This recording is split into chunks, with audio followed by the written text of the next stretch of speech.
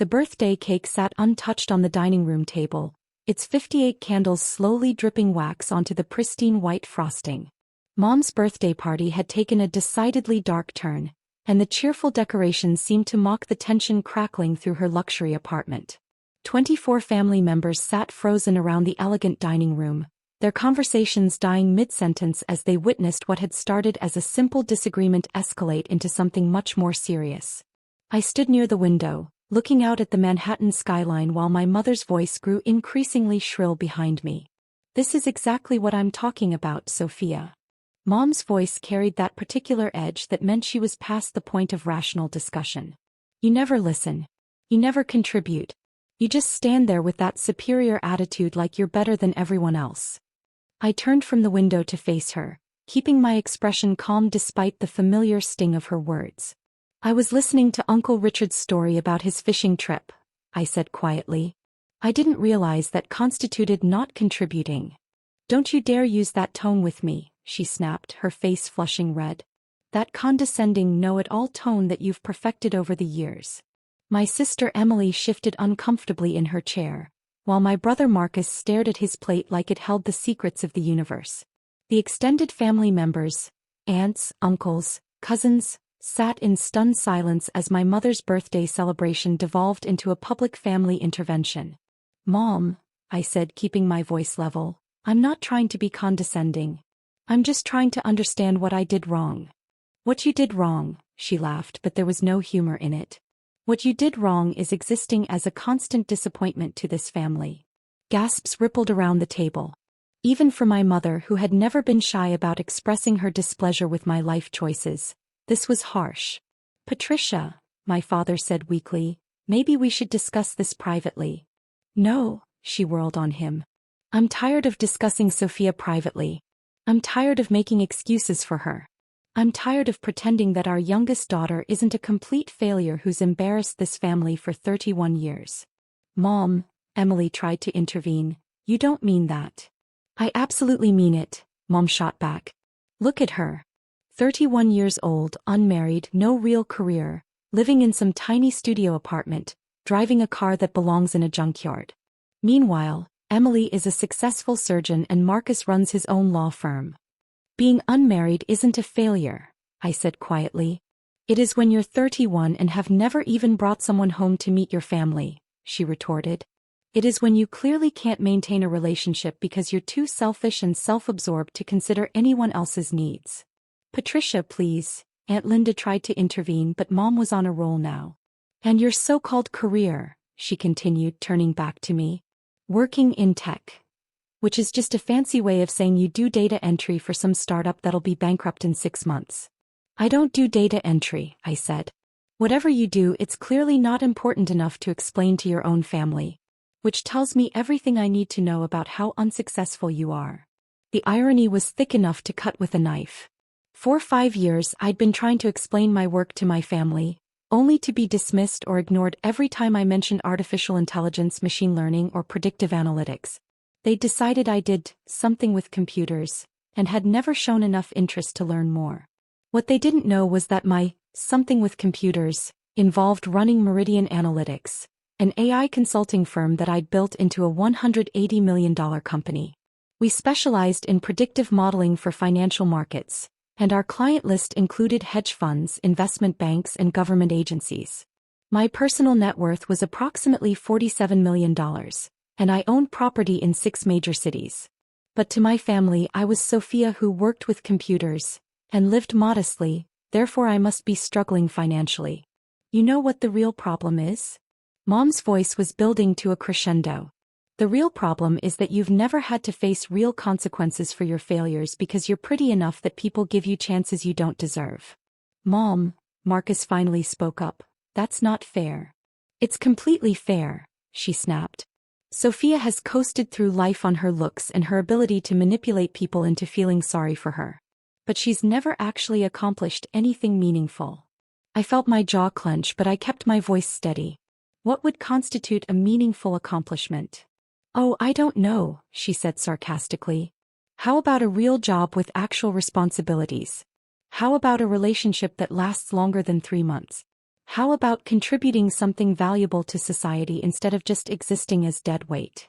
Patricia, stop, Dad said more firmly, but she ignored him. How about owning property instead of renting some pathetic studio? How about making enough money to take your parents out to dinner instead of always letting us pay? How about achieving something, anything, that your parents could actually be proud of? The silence in the room was deafening. 24 people held their breath, waiting to see how I would respond to this brutal character assassination. I see, I said quietly. So my value as a person is determined by my relationship status, my living situation, and my ability to pay for dinner. Your value as a daughter is determined by whether you give your parents reasons to be proud or reasons to be ashamed, she shot back. And frankly, Sophia, you've been nothing but a source of shame and disappointment since the day you graduated college and decided that the world owed you something. I've never thought the world owed me anything. Then why are you 31 years old with nothing to show for it? I looked around the room at my family's faces. Some looked uncomfortable, others looked curious about how this confrontation would end, but none looked particularly inclined to defend me. What exactly would you like me to show for my 31 years? I asked. Anything. Something. Evidence that you're a functioning adult instead of an overgrown child who thinks she's too good for real work and real responsibilities. And if I can't provide that evidence to your satisfaction, then maybe it's time to accept that you're never going to amount to anything and stop pretending otherwise. The words hung in the air like a physical presence. I could see my relatives exchanging glances, some looking shocked by my mother's cruelty, others nodding slightly as if they agreed with her assessment. Patricia, my father said again, but his voice lacked conviction. No, Frank. Someone needs to say this. Someone needs to tell Sophia the truth about her life before she wastes any more years living in fantasy land. She turned back to me, her eyes blazing with years of accumulated frustration. You want to know what I really think, Sophia? I think you're a spoiled, entitled, lazy disappointment who has never faced a real challenge in her life. I think you're selfish and self-absorbed and completely disconnected from reality. And I think... She paused, taking a deep breath that seemed to fuel her for the final blow. I think this family would be better off if you weren't part of it. Mom. Emily gasped. I wish you'd never been born, she screamed, her voice echoing off the high ceilings of her luxury apartment. The words hit the room like a physical blow. Several relatives recoiled as if they'd been slapped. Uncle Richard made a small sound of distress. Aunt Linda covered her mouth in horror. The whole family stayed silent. No one defended me. No one protested that she'd gone too far. No one suggested that perhaps wishing your daughter had never been born was an inappropriate thing to say at a birthday party. They just sat there processing whether they agreed with her assessment. I stood quietly for a moment, letting the weight of her words settle over the room. Then I walked to the coat closet and retrieved my jacket. I simply said I'll disappear then and left. Good, Mom called after me. Maybe now we can have a pleasant family gathering without your negative energy ruining everything. I paused at the door and looked back at the room full of relatives who had just witnessed my mother wish me out of existence without a single person offering a word of support. Happy birthday, Mom, I said quietly. I hope you get everything you wish for. Then I left, closing the door behind me on what sounded like a resumption of party conversation, as if the past 15 minutes had been nothing more than an unpleasant intermission. I sat in my car in the parking garage beneath their apartment building, the Meridian Heights luxury complex that I had purchased 18 months ago through my investment company, Phoenix Holdings. My family lived in the penthouse, believing they owned it while I actually owned the entire 40-story building. They celebrated all night. I could see the lights on in their apartment, could hear faint sounds of music and laughter drifting down from the 42nd floor. Apparently, my absence had indeed improved the party atmosphere.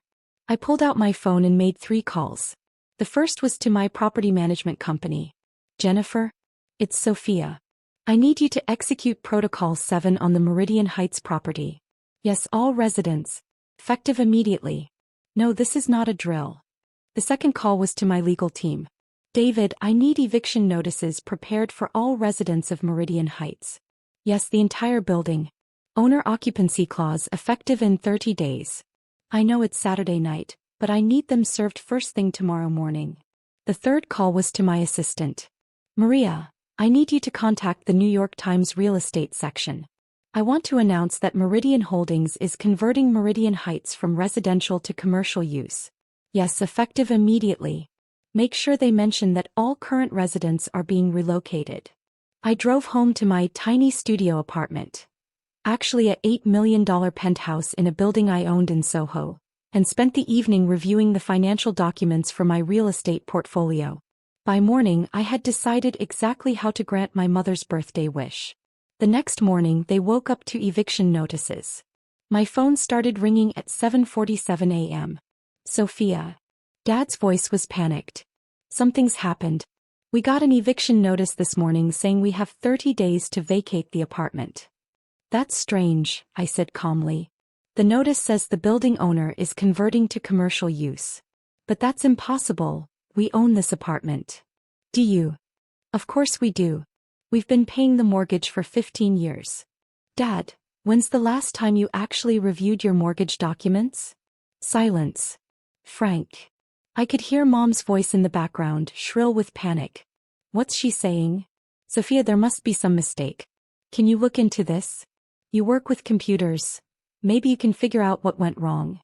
I'll look into it, I promised. The second call came 20 minutes later. Sophia. Emily's voice was frantic. Did Dad call you? We all got eviction notices. Marcus, me, Aunt Linda, Uncle Richard. Everyone in the building. Everyone. The whole building is being cleared out. They're converting it to office space. But this doesn't make sense. We all own our apartments. That is confusing, I agreed. Emily, I could hear Marcus in the background. Ask her if she knows anything about real estate law. Marcus wants to know if you understand real estate law. A little bit. Could you help us figure out what's happening? This notice mentions some company called Phoenix Holdings, but nobody's ever heard of them. I can research Phoenix Holdings for you. Would you? We're all meeting at Mom and Dad's apartment at noon to figure out what to do. I'll see what I can find out. The third call came an hour later. Sophia, it's Marcus. I've been doing some research on this Phoenix Holdings company. What did you find? That's the weird thing. I can't find anything. They seem to own a lot of property in Manhattan, but there's no public information about who runs the company. Interesting. Sophia, I know you and Mom had words last night, but we really need your help here. This eviction could destroy our family financially. How so? Well, if we're forced to sell our apartments in a fire sale to relocate quickly, we'll lose hundreds of thousands of dollars. Mom and Dad's apartment alone is worth $2 million. That would be unfortunate. Could you maybe set aside what happened last night and help us research this? You're good with computers and databases. I'll see what I can do. At 11:45 a.m., I drove back to Meridian Heights and took the elevator to the 42nd floor. The penthouse was in chaos. My entire extended family had gathered to strategize their response to the eviction notices, and the apartment was filled with the kind of frantic energy that comes with unexpected crisis. Sophia. Dad rushed to greet me at the door. Thank God you're here. Did you find out anything about Phoenix Holdings? A few things, I said, settling into a chair near the window. Tell us everything, Mom demanded, her hostility from the previous night temporarily suspended in favor of crisis management. Well, I began, Phoenix Holdings is a real estate investment company that specializes in luxury property acquisition and development. Who owns it? Marcus asked, pen poised over a legal pad. The ownership structure is complex. Multiple shell companies and investment entities. But someone has to be in charge, Emily pressed. Yes, someone does. Who? Mom's voice was sharp with impatience. Turns out I owned their apartment building. The room fell completely silent. What did you say? Dad's voice was barely a whisper. I said I own Phoenix Holdings, which owns Meridian Heights, which means I own this building and every apartment in it. That's impossible, Mom said flatly. Actually, it's quite possible.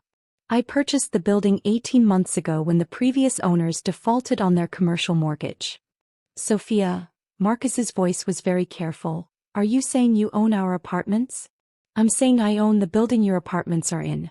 You all have 99-year leases that you've been interpreting as ownership, but the underlying property belongs to Phoenix Holdings. But we pay mortgages, Emily protested. You pay what you think are mortgages.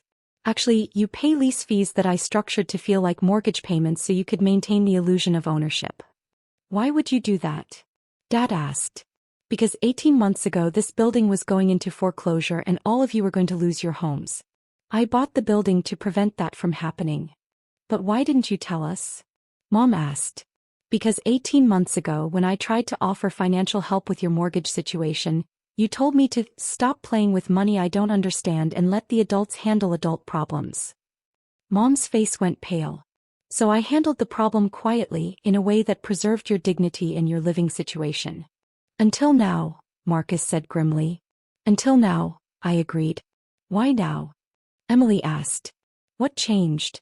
What changed is that last night at your birthday party, Mom told me she wished I'd never been born.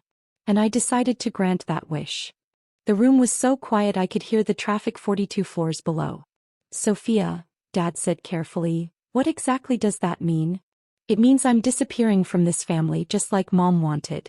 But since I own all your homes, my disappearance creates some practical complications.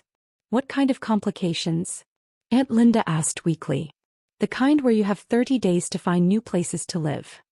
You can't do this, Mom said, but her voice lacked conviction. Actually, I can do exactly this. Phoenix Holdings has the legal right to convert this building to commercial use, which requires all residential tenants to vacate. But we're your family, Emily protested. Yesterday I was your family. Today I'm someone Mom wishes had never been born. It's hard to be family with someone who doesn't want you to exist. Sophia, please, Dad's voice was pleading. Your mother was upset last night. She didn't mean what she said. Didn't she? I looked around the room at 24 faces that had watched my mother wish me out of existence without a single person objecting. Dad, last night I stood in this room while Mom told me I was a spoiled, entitled, lazy disappointment who had never accomplished anything meaningful. She said I was selfish and self-absorbed and that this family would be better off without me. She was angry, Uncle Richard offered weakly. She was honest, I corrected. And all of you sat there and let her speak for the family. None of you disagreed with her assessment. None of you suggested she might be wrong about my character or my accomplishments. We were shocked, Emily said. We didn't know how to respond. You could have responded by defending me. You could have responded by asking Mom to stop. You could have responded by suggesting that perhaps she didn't know the whole story about my life. Do we know the whole story? Marcus asked quietly. No, you don't. You've never asked for the whole story. Tell us now, Dad said. Now. After you've all received eviction notices? Now you're interested in my life. Sophia, please. Mom's voice was smaller than I'd ever heard it. I was wrong last night. I said terrible things. But you can't destroy your entire family over one argument. I'm not destroying the family, Mom. I'm granting your birthday wish. You said you wished I'd never been born, and you said the family would be better off without me. So I'm removing myself from the family equation. By evicting us from our homes? By removing my financial support from your lives. It turns out that the daughter you wish had never been born has been the one keeping you all housed for the past 18 months. Your financial support?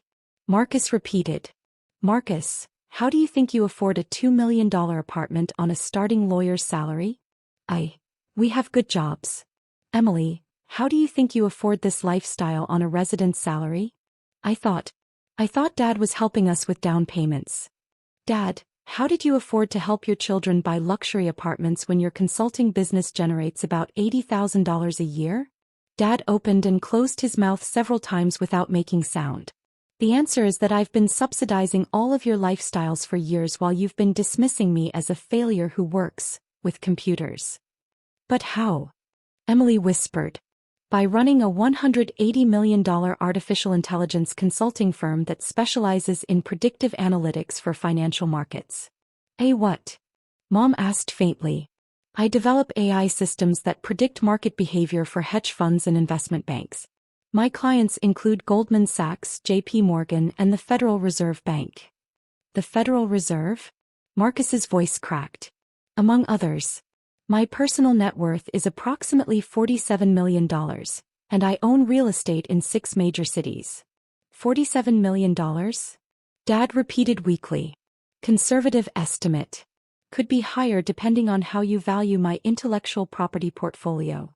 The silence stretched so long I began to wonder if they were all having simultaneous heart attacks. Sophia, Mom finally whispered, if you're worth $47 million, why do you live in a tiny apartment and drive an old car? I don't live in a tiny apartment. I live in an $8 million penthouse in Soho. And I drive a Tesla that I got directly from Elon Musk after my company helped optimize his manufacturing algorithms. But we've seen your apartment, Emily protested. You've seen my office space, which I keep modest because I prefer to work in environments that don't distract from productivity. Your office space? The studio you've all been to is where I meet with clients who prefer discretion. My actual home is a 4,000 square foot penthouse with a private terrace and art collection worth more than most people's houses. Art collection? Aunt Linda asked faintly. Picassos, Pollocks, a few Warhols. I collect pieces that appreciate in value while bringing me joy. Dad sat down heavily on the couch. Sophia, I don't understand. If you're so successful, why didn't you tell us? I tried to tell you. For 5 years I've tried to explain my work, and for 5 years, you've dismissed it as something with computers. You created a story about my life and then criticized me for the story you created. But if you have so much money, why didn't you correct our assumptions? Dad, last Christmas I offered to pay off your mortgage and you told me to stop making promises I couldn't keep. When I offered to fund Emily's medical school loans, you said I was living in fantasy land about money. Every time I tried to share my success, you interpreted it as delusions of grandeur. Oh my God, Emily whispered. We've been treating you like a failure while you've been supporting all of us. Yes. For how long? Marcus asked. About 4 years. Your apartment lease payments have been subsidized by Phoenix Holdings since 2019. Emily's apartment has been subsidized since 2020. Mom and Dad's lease has been subsidized since they moved here. We thought we owned these apartments, Mom said weakly. I know you did. I structured the financial arrangements to preserve your sense of independence while ensuring you wouldn't become homeless when your various financial crises hit. Financial crises? Dad asked. Dad's consulting business has been operating at a loss for 3 years. Emily's medical school loans defaulted 18 months ago. Marcus's law firm owes $200,000 in back taxes. How do you know all this? Marcus demanded. Because I've been quietly resolving your financial problems while you've been telling anyone who would listen that I'm an irresponsible failure who can't manage money. The weight of this revelation settled over the room like a heavy blanket. Sophia, Mom's voice was barely audible. What happens now? Now you have 30 days to find new places to live. And then what? Then you live your lives without the daughter you wish had never been born, and I live my life without the family that thinks I'm a disappointment. We don't think you're a disappointment, Emily said quickly. Emily, last night every person in this room listened to Mom call me a spoiled, entitled, lazy failure, and not one of you disagreed. We were shocked. You were silent. There's a difference. What would it take for you to forgive us? Dad asked. I don't know if forgiveness is the issue here. Then what is the issue? The issue is that for 5 years, you've preferred your assumptions about my life to my actual life. You've preferred thinking I'm unsuccessful to acknowledging that I might be more successful than you expected. Why would we prefer that? Mom asked. Because having a successful daughter would threaten your role as the parents who take care of their struggling child. You've needed me to fail so you could feel important. That's not true, Dad protested, but his voice lacked conviction. Dad, when I offered to buy you a new car last year, what did you say? I said you should focus on your own financial stability before trying to help others. And when I offered to take the family on vacation to Italy? I said you were being unrealistic about money. Every offer of help was interpreted as evidence that I didn't understand money. Every suggestion that I might be able to afford things was dismissed as fantasy. You needed me to be poor more than you needed me to be happy. We wanted you to be responsible, Mom said weakly. No, you wanted me to need you. There's a difference. I stood up and walked to the window, looking out at the Manhattan skyline that my company had helped shape through predictive modeling for real estate development. I'm going to make you an offer, I said, turning back to face the room. What kind of offer? Marcus asked suspiciously. You have 30 days to find new housing. I'll provide relocation assistance to anyone who wants it, including help with deposits and moving expenses. That's generous, Aunt Linda said hopefully. But, I continued, the assistance comes with conditions. What conditions? Mom asked. The condition is that you acknowledge what actually happened here. You acknowledge that you spent years treating me badly based on false assumptions about my life. You acknowledge that the daughter you dismissed as a failure was actually the one keeping your family financially stable. We acknowledge that, Dad said quickly. Do you? Because acknowledging it means changing how you treat me going forward. It means asking about my life instead of assuming you understand it. It means respecting my choices even when they're different from what you choose. It means treating me like an accomplished adult instead of like a disappointing child. We can do that, Emily said. Can you? Because it's harder than it sounds. It means admitting that you were wrong about who I am as a person. It means questioning other assumptions you've made about other people. It means learning to see clearly instead of seeing through prejudgments. Sophia, Mom said, tears streaming down her face, I don't know how to apologize for what I said last night. You don't apologize for what you said. You apologize for what you thought. What I thought. You thought I was a failure and you thought that gave you the right to treat me cruelly. The problem isn't that you said mean things in anger. The problem is that you believed mean things about your own daughter. I was wrong. You were wrong about my circumstances. But were you wrong about how you see me as a person? Mom was quiet for a long moment. I don't know, she said finally. I think I've been seeing you through my own fears instead of seeing you clearly. What fears?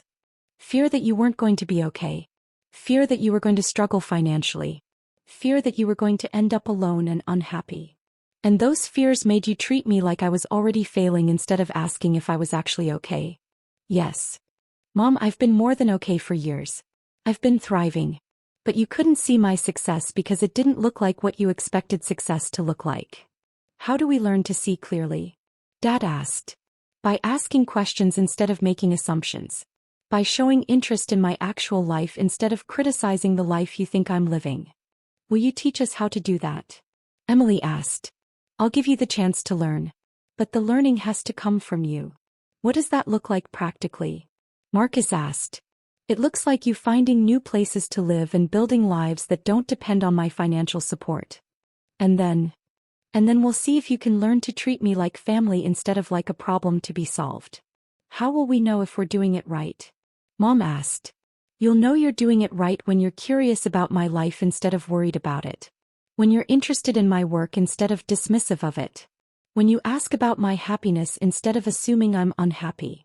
6 months later, my family had scattered across Manhattan in apartments they could actually afford on their own salaries. Dad had downsized to a modest one-bedroom and was slowly rebuilding his consulting practice. Emily had moved in with 2 roommates and was working extra shifts to pay off her loans. Marcus had taken a job at an established firm and was learning to live within his means. Most importantly, they had learned to ask questions. Sophia, Dad said over dinner at my actual penthouse, could you tell me more about how predictive analytics works? I'd love to, I replied, and for the first time in years, I believed he genuinely wanted to know. And Sophia, Mom added, I've been reading about artificial intelligence in healthcare. Do you think your work could help improve patient outcomes? It already does, I said. We're working with several hospitals to predict which patients are at highest risk for complications. That's incredible, Emily said. Could you show me some of the research? Of course. The greatest victory hadn't been proving my family wrong about my success. It had been teaching them that assumptions are dangerous substitutes for genuine curiosity, and that love works better when it's based on understanding rather than projection. Mom never got her wish that I'd never been born. But she did get something better. A relationship with the daughter who actually existed rather than the daughter she'd imagined. And I got something I'd wanted for years. A family that saw me clearly instead of seeing their fears reflected back at them. Sometimes the best revenge isn't disappearing from people's lives. Sometimes it's helping them see what they almost lost by not looking carefully enough at what they already had.